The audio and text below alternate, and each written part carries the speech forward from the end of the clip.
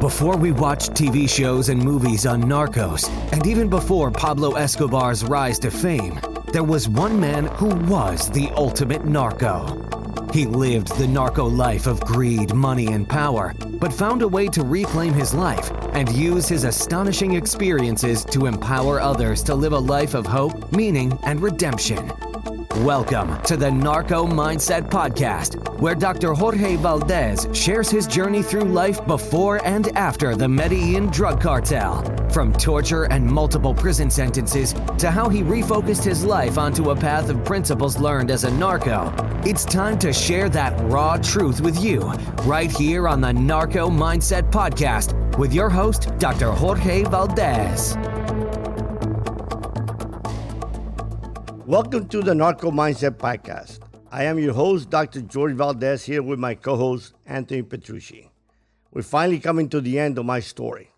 And in the last episode, I was arrested again and facing a life sentence. I had a choice to make. Trust my attorney who is telling me I can win this, or trust that inner voice that is telling me that, see, we want to be born again, but we don't want to die. We want our life to change, but we don't want to change patterns. We want to change our habits, but we don't want to change our location. We want to change things that we do, but we don't want to change the friends that we do it with.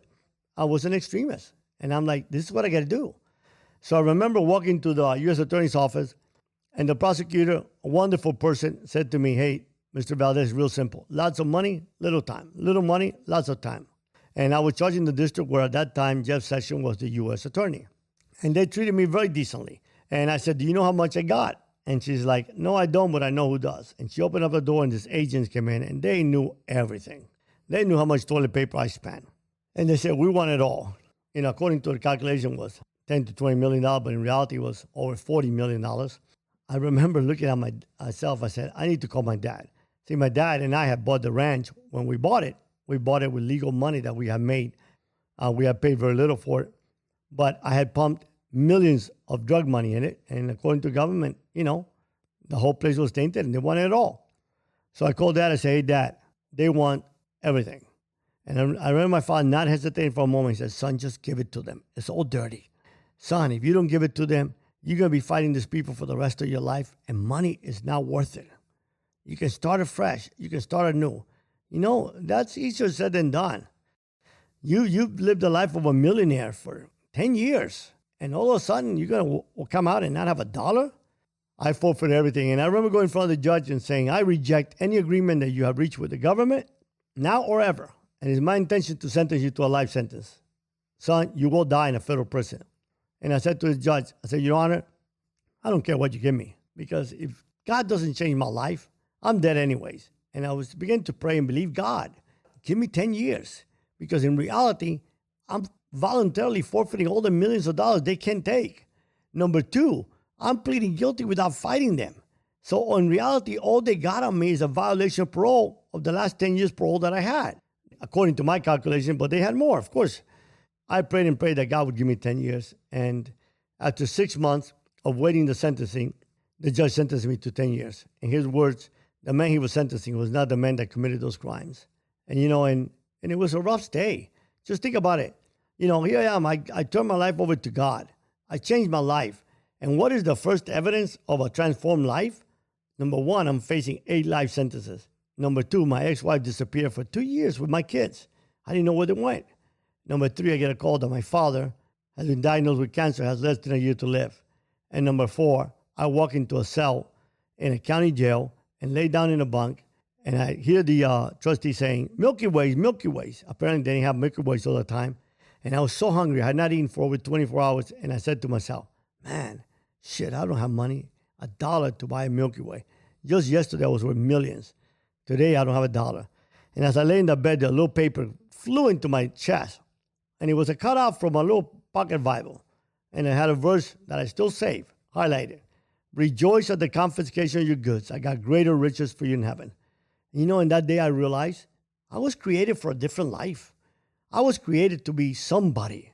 My life meant more than just living and dying. I was created to make an impact. All of us are. I was created to live a life differently than what I lived. And for whatever reason, with nothing, expecting to be in prison for the rest of my entire life, not seeing my kids get married, not seeing my kids graduate, not seeing my parents die and be able to bury them. I started to have meaning for my life, and suddenly that hole started to fill. It was a long time. I ended up doing almost 5 years. When I got out of prison, I remember the counselor saying to me, he's saying, you know what, young man, I tell you this, you need to just stay here, George. You're a legend here. Everybody loves you. I mean, you got food, you got clothing, free housing. What are you going to do out there? You're a twice convicted drug dealer. You're 40 years old. Who's going to hire you? I said, I'll tell you who's going to hire me. The Bible says I was given favor before kings. He said, well, there ain't no kings anymore, son. I said, well, yeah, the president of the United States is a king. He said, well, it'd be a cold day in hell before you go to the White House. Well, 3 years later, I went to a White House, had White House clearance, addressed the United States Congress, addressed the flag officers at the Pentagon, and my life began to change. You know, was it easy? No, it wasn't easy. But I'm going to tell you how it all began. The day I walked out of that prison, not having a dollar, not knowing what to do with my life, 40 years old, 4 small children, couldn't even pay for their alimony, and all of a sudden, how was I going to survive? So before I tell you about what happened the day after I get out, let me tell you about what's important in life that I thought was critical for me. You know, in the book I write, Narco Mindset, I talk about mindset. And I think mindset is very, very critical. Because the first time I went into prison, my mindset was, I'm just going to have a good time. I'm still going to make a lot of money in the streets. I'm not spending it, so I'm going to come out with a lot more money. And I don't give a damn. These people are not going to break me. I'm going to make a fool of them.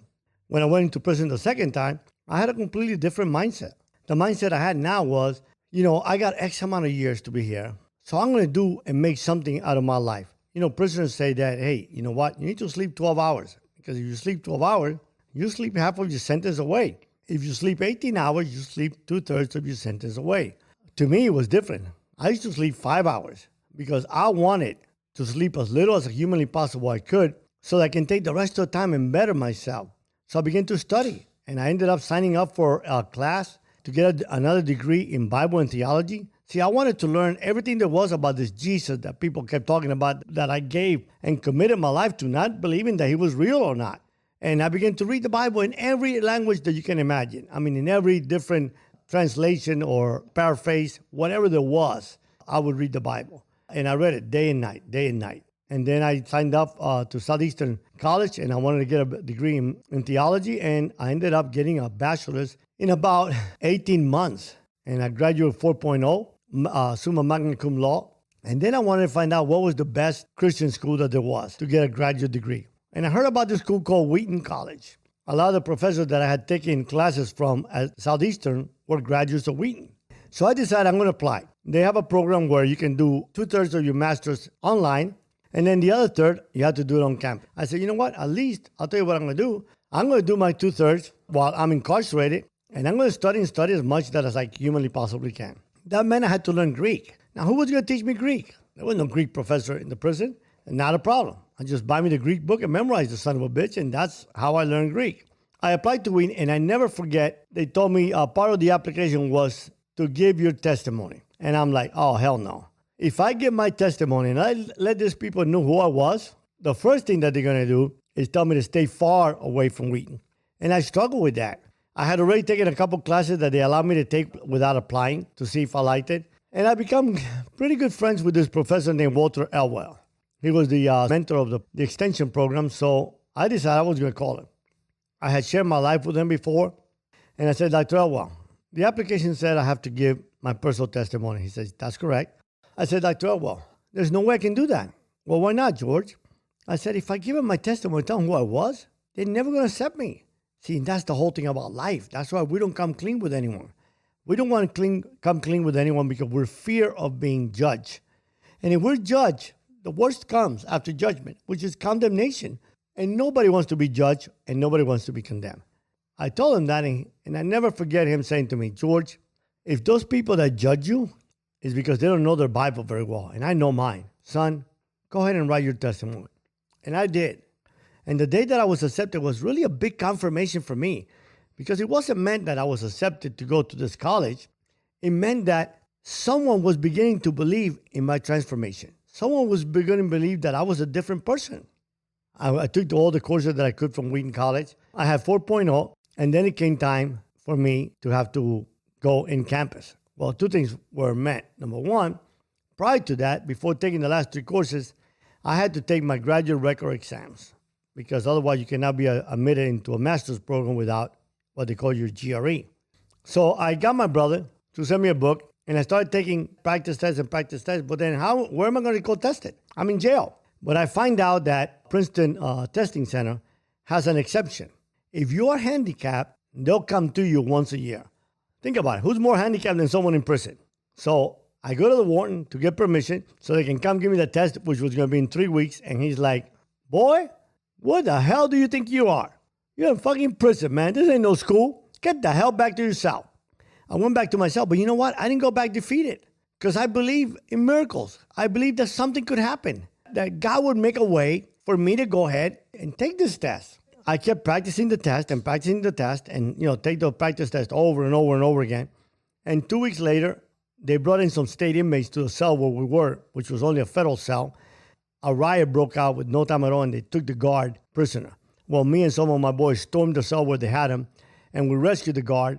And when we did that, I remember the warden coming and saying, what do you need for me to give you? Do you need a letter to your judge? I'm like, listen, I'm not even going to go home. What do I need a letter? I need you to let me take the damn test. And he said, done. And that's how God made a way for me to take the test. And I did. And because I thought I had no pressure and it meant nothing, I ended up getting almost a perfect score. So I'm getting ready to take my last 2 classes. And now I had no choice but to wait till the day I was released so I could attend Wheaton and take the in-campus classes. So I called my attorney and I said, Alan, I have a crazy idea. Why don't you file to get me early release? I only got less than a year left. I mean, out of the 10 years, I had to do 2/3, which was 6 years and some months. He said, you're lucky you got 10. That judge should have given you minimum, 30, 40, 50 years, whatever. And I'm like, Alan, listen, try it. And he did. And in prison, one of the things that I did when I got committed, I asked this agent that has spent a lot of time after me, who later on become tremendous people, Ed Odom and David Bohr, I said, forgive me for what I've done. I was crazy. I told you exactly everything that I did. I am deeply sorry. And you know that I am because I walked away on my own from making $1 million, $3 million a month. I didn't walk away and tell you that I'm sorry that I got caught or that I'm sorry because I got caught. I'm sorry because one day I just couldn't take it anymore. And that's not who I was. After 3.5, 4 years dealing with me and being able to come and sending me books so that I can study, they went in front of the judge and the judge reduced my sentence and I went home. So when I went home, Alan Ross, who had been my attorney forever, came to pick me up at the jail, took me to my parents' house. My parents had no idea I was coming home. They nearly died right there. And Alan said, be ready at 9 o'clock tomorrow morning. I'm coming to pick you up. I didn't know what he was coming for. 9 o'clock he came and he said, I'm taking you to a car dealership. I'm going to buy you a car. He said, George, you made me a multi-millionaire. I know you don't have no money. You don't have anything. So you know what? I'm going to buy you a car. And here's a gas card. He gave me a gas card with $5,000 in it. And I drove to Wheaton, Illinois, purely by faith, not knowing what was going to happen in my life, how I was going to eat, how I was going to go ahead and pay the $500 for alimony, just trusting that I'm a new person and I'm going to make something of my life. And I went out there and I said, I'm going to be a college professor one day. And I went to Wheaton, and one of the greatest gifts in my life happened at Wheaton. It was in August 1995. I remember I went to a soccer game with a young man that was one of my students, and he introduced me to this girl. And he said, hey, George, this is Sue. She started talking Spanish. I'm like, well, where are you from? And she said, Medellin. And when she said that, I mean, literally, I almost crapped in my pants because the least thing I ever want to do, first of all, I didn't want to meet a girl. I didn't want to have no more relationships. I looked at my life and I said, George, you're not good with marriage. 2 divorces. Check that box. You never wanted kids. You got 4. Check that box. So you're not good at this game. So I'm going to become an oblate, which is a monk that lives a secular life at the university, teaches.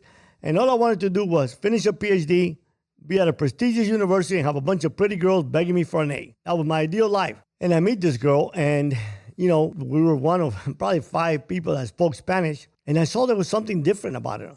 Here she was in a school with a lot of wealthy students and she had nothing. She was poor, but she was also happy, full of joy.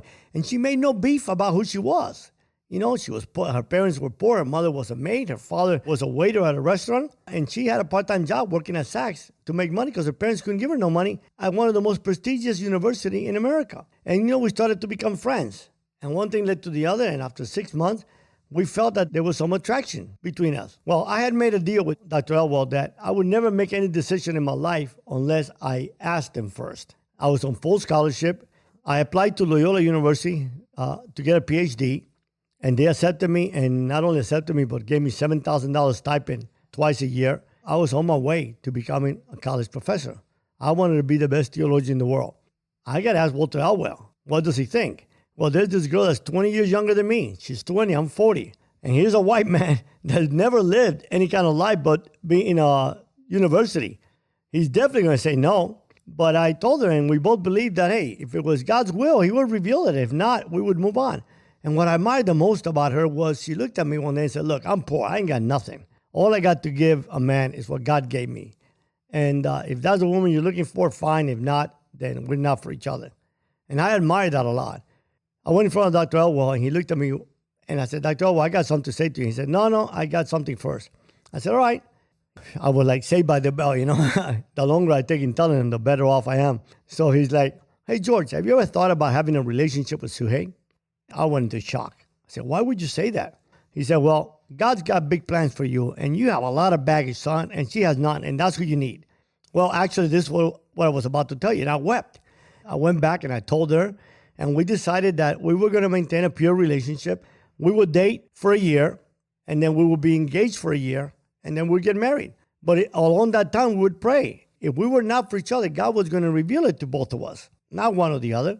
And we did that. And, our whole life was to study. We studied day and night. We had no money to go out. Saturday night, we'd go out to a Barnes & Noble and take our own coffee because we had no money to buy coffee, and we read books. And then every couple of weeks, one of my students worked at the movie theater and would let us in for free. And that was it. That was our date life for all those years that we were together at Wheaton College. Then finally the day came that I was going to get married. So I went home that semester. And when I went home, Dad was in his dying bed, which he ended up, that one day dying 2 weeks before my marriage in my arms. We had 60 people at our wedding. We did it in a salon that an old friend that I had helped build this party salons gave for me for free. And we just told people, give us money. And together, I think they gave us like $2,000, $3,000. And my brother again gave me another gas card. We took the car and our bikes, and we went and we drove all the way up to Montana, and then from there to Wheaton. But along the way, we camped out every day because we could do it for $10 because we didn't have no money. And I'm going to tell you something. It was the greatest honeymoon. It was the greatest time. And I've stayed at the most expensive hotels in the world. I stayed at the presidential suite of the Ritz in Paris, the Claridge's in London, the Plaza in New York, the Beverly Hills. I stayed at them all. I stayed at their presidential suite, paying thousands of dollars a night. And never in my life did I have a greatest time because our joy was not in those material things. Our joy was doing in simple things with each other. In that day when my dad died, shortly thereafter, I was one day in the shower and I was crying like a baby, thinking of missing him. It was my best friend. And I was saying like, my dad never gave me anything. Why am I missing him so much? Then it dawned on me. He had no money to give me. He had no possessions to buy me, but he gave me his time and he gave me his love. And that's what I was missing. And it was something I didn't give to any of my kids with all the millions that I had. One day I decide, how are my 4 kids going to remember me? As a dad, I had a great time in the summers, send a check every month. Or as a dad that was there at their ball games, at their ballet recitals, at their graduation. So I went ahead and I talked to Sue. I said, Sue, when we graduate, when I finish my Ph.D. and you finish yours, I need to move to Georgia and be a full-time dad. And she's like, well, what are we going to do? I said, I have no idea, but God will provide. We had bought a little house when we got to Wheaton that my dad gave me the down payment for $105,000. 5 years later, the neighborhood ended up becoming where people were buying these little bitty houses with big yards and building $1 million mansions, and we were able to sell it for $300,000. And that gave us the money to go to Georgia and buy a house and wait to see. At Wheaton, I had run into a Mexican gentleman who he and I became good friends, who was the CEO of Service Master. He and I both loved this artist, Amado Peña, and the artist was actually, one of my closest friends. And I had given him a little painting of him. So when I told him I was moving to Atlanta, he says, why don't you buy a little Service Master franchise, carpet cleaning, house cleaning, and that way you can get started. Talk to my wife about it. I'm like, you know what? We can clean. It's not exactly what my Ph.D. was for, but, we can do it. So anyway, we started a little franchise, and then we did a devotional. And we decided that every Monday morning, we're going to dedicate our company to God. And we had no employees. We had nothing. It was just her and I in the basement of our house. We couldn't find a devotional that was applicable to the workplace that was applicable to employees of different religions, different cultures. So my wife said, why didn't you just write one? And I did. And I'm happy to say that I just published it, called Coming Clean Devotional for the Workplace. We started our company, and every Monday morning, we'd have this devotion. We didn't have a job. Over the weekend, we didn't have a single job for Monday. And the minute we finished the devotional, the phone would start ringing, and we would get jobs all the way till the end of the week. We decided that we were going to honor God in all we did. We were going to help our employees develop. We were going to give people $1.10 worth of service for $1 worth of money. We were going to do things right. And I published a book. I published a book because an ex-wife that every time she didn't get her way, she would threaten me. And she's like, well, if you don't give me this, I'm going to tell the kids. If you don't give me that, I'm going to tell the people who you are. And one day I said, you know what? You're not going to do that anymore. I'm going to do it. And I wrote Coming Clean. And it was the most liberating thing in my life. And it's a theme of something that I speak about and I talk about. That secret inside of us, whether you call it hidden sin or secret, eats us alive. And until we can come clean with others, so that they can come clean with us, so that we could create a safe space to know each other intimately, with our kids, with our spouse, with our friends, we remain in bondage. Well, I wrote that book and it became a big hit. I did over 300 radio and television interviews, and I started doing big rallies and doing big speaking events. And I started enjoying it all over again. I would go there and do this event, and I'd have 1,000 people come forth. I remember being at the Capitol and having all these congressmen asking for my autograph on my book. And I was getting high on my story with the excuse that, well, I'm doing this for God. God has a way of dealing with us. And I would feel really, really guilty at the end. And our business was growing. And then one day my wife decided that she wants to divorce me. And and I couldn't understand it because she's the most holy woman that I know. But you know what? I realized I had abandoned her. Here I was saving the world. Here I was being this big celebrity and not caring about her, not caring about my family, my kids, worried more about doing that big event. And even though I wasn't making any money because I was donating all the money, I never wanted to live off my past, but I was being the same Jorge Valdes now, that celebrity, the person people want to be around. And I almost lost my marriage. And the thing about it, I thank God, is through a good friend of mine, Max Paul, he tells me about this treatment center for counseling in Colorado that really, really helps marriages. And I went to it. I went to it for 2 weeks. And I realized something that was the most dramatic. And this is how life works. Even when this was happening, two voices. One is saying, hey, she wants a divorce, leave her. And the other one is like, look at all this women that want you. But there was this thing that was saying inside of me, how have you failed God? I knew how to divorce. I'd done that twice. That comes easy. I didn't know how to deal with rejection. I didn't know how to deal with not being wanted or think I wasn't loved. I remember coming out of that center one time and realizing, I have to love my wife unconditionally. One thing I learned, love is not an emotion. Love is, there's no such thing. It's bullshit. We fall in and fall out of love. What the fuck does that mean? You're either in love or you're not. And you're either in love because you obey a commandment that you says, I command you to love one another as I have loved you. So you make a choice to love your spouse no matter what that person does. It can't be conditional. I can't love my spouse if we have a great time in bed. I can't love my spouse if she makes me happy. She makes me have multiple orgasms, whatever. I gotta love my spouse no matter what. Gotta love her for her faults in spite of any virtue. And I realized for the first time that I was gonna love her unconditionally. And I came and I told her, and she said, well, I'm leaving. And I'm like, that's fine, but I'm gonna love you for the rest of my life no matter what. And by God's grace, a month later, she says, hey, we're gonna make our marriage work. I just wanted to know that I was loved. And I'll tell you what, I'm happy to say today, that was back 13 years ago. Today, we have the most amazing marriage on God's earth. I mean, for me to spend a day without my wife makes my heart hurt. I can't even imagine that. I mean, I pray to God that before he takes her, takes me. And we've raised two amazing kids, and God honored it, and we built our company into a multi-million-dollar company. And then one day, when we were at the height of our company, when we were making millions of dollars a year, I sat there one day, and I'm sitting at this job site, and I said to myself, if a man cannot define when enough is enough, only greed is going to drive him. And if greed drives you, you'll never be happy. So I called my wife and I said, Sue, we're going to leave. She said, what do you mean? You work so hard to get to where you're at. I said, yeah, I can stay here and I can add more zeros to my bank account. But look at this. This job, I've been gone away from home for 3 years. I've seen you 5, 10 times in 3 years. This is not what I want. We got 2 little kids left. I want to be there. I want to make breakfast for them. I want to take them to school. I want to pick them up from school. I want to go to their school and have lunch with them. I want to celebrate their wins and their losses. And you know, it was not that easy because at the same time, I mean, we have private jets now. We had yachts. We're living the life again. But you know what? Left it all behind, moved to Cozumel, Mexico. We said we were going to move for 1 year. We ended up staying 5 years. Because at the same time, we wanted to teach our children that, listen, life is not the life you live. Yeah, it's easy to love God and it's easy to be a good person in a suburb when everything is going good for you. But I wanted them to see people that were going hungry every day and still love God. I wanted my children to see the money, that house, the jets that we had could disappear overnight. And if their happiness is dependent upon that, when it disappears, they just want to die. I wanted to teach my children how to be good and honorable people. Even though we had always taught our kids not to be materialistic, right? We ended up, since they were little, saying, hey, Jesus got 3 gifts. You know better than Jesus. That's all you get, $100. You know, our son today is 20. Our daughter is 17. And for Christmas, they get 3 gifts still. 0 materialistic instincts in them.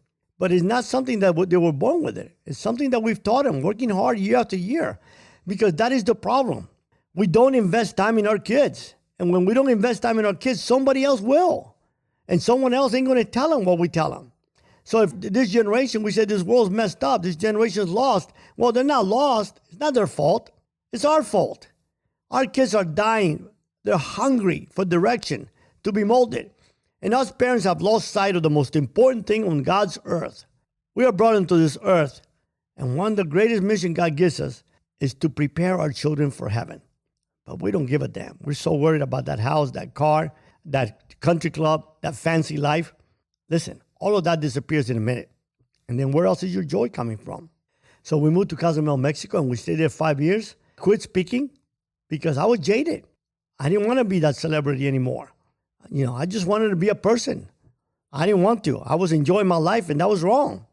And yes, now I was doing it in the name of Jesus. So there's justifications for whatever the hell we want to do. I mean, listen, even the Bible, you can find a justification for murder, for whatever you want to do. So, you know, at the end of the day, we stayed 5 years in Cozumel, and we came back to the States when my wife wanted our kids to go to high school in the United States. After 5 years, God just had a way of waking me up. Now I'm on a mission. I'm on a mission to change the world. I believe that if at the age of 20, 21, 23, I create an empire that would destroy the world, I believe that today, Jesus and me are a majority. And I can change the world. I can make a difference. And if you're sitting back in your home and you say, what the hell can I do? I'm just somebody. I'm just one person. There's a lot you can do. Listen, this farce about winning the war on drugs is a joke. We're never going to stop the cartels. So we need to let politicians stop lying to us. Stop taking our money and making money of this pretense that you're in this war. Let's change society. Let's rebuild the family. I send my books to prisons, and I can tell you how many changed lives there are. That's one way you make a difference in the world. When we built our company, we decided that we wanted a great company. And what we figured out, my brother and my partner and I, that to make a great company, it wasn't about equipment, employee, or nothing. A great company was one that gave back. And we gave 10% of our earnings to the foundation to create programs to help kids get off drugs. We built a church inside Angola, the only Catholic church inside any United States prison. We created a scholarship for 4 people. And I have a friend of mine who was just an average manager. He works for AT&T, and I talked to him a lot about it. And one day, you know what he said? I'm going to create a scholarship. I'm going to give away $500 a year to an African-American young man for books. Now, that might not seem like nothing, but $500 to a kid going to college and struggling, coming from a minority community is a lot. So my friend Fred is making a difference in kids' lives. We all can make a difference. The question is, do you want to make a difference? Does the world revolve around you, or does the world revolve around others? When the pages of history are written, and I'm going to close with this. When the pages of history are written, my friend, listen carefully. The question becomes, will history ever remember your name? History will not remember your name for building great companies, building great buildings, libraries, museums. History will remember your name for the impact that you do on someone else's life. I just thank you for giving me this opportunity, these last episodes. I look forward to next week, and we're going to start tackling deep subjects. We're going to talk about everything that you can imagine. Talk about struggles. Like I said before, I'm not preaching. I'm simply going to tell you my story. how I struggle with pornography, how I struggle with sex, how I struggle with power, with money, with death. We're going to go into deep subject. Somehow you will find answers and you will be challenged to be a different person because you can change the world. You can make this a better world. Starts with our family. Listen, the most important thing that you have is your family, not that car. Our kids do not want our money. They want our time. It's free, my friend. Think about that. And if you're just starting out in life and you're just a middle-level manager or a young man on your way to up, it's wonderful.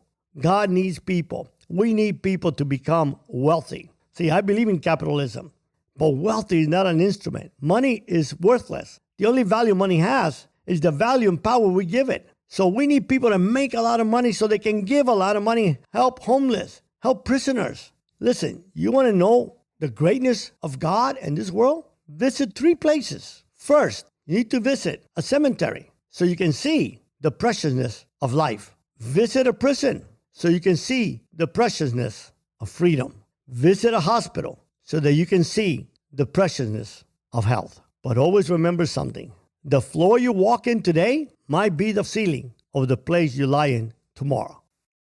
Well, we're coming to the end of this journey, talking about your life. I think it really sets us up very well for the continuation of this podcast. So I really encourage listeners to submit your questions for Jorge. It can be about his past, can be about the present, can be anything that's related about challenges in life. But we're going to be talking and recording more of these podcasts and really invite listeners to continue this journey with us. See you next week on the Narco Mindset podcast. Have a great day. We've come to the conclusion of this episode of the Narco Mindset podcast, but your path towards hope, meaning, and redemption continues. For more information and resources to help you on your path towards finding a life built on integrity, honor, and truth, head to JorgeValdesPh.D.com and join our community.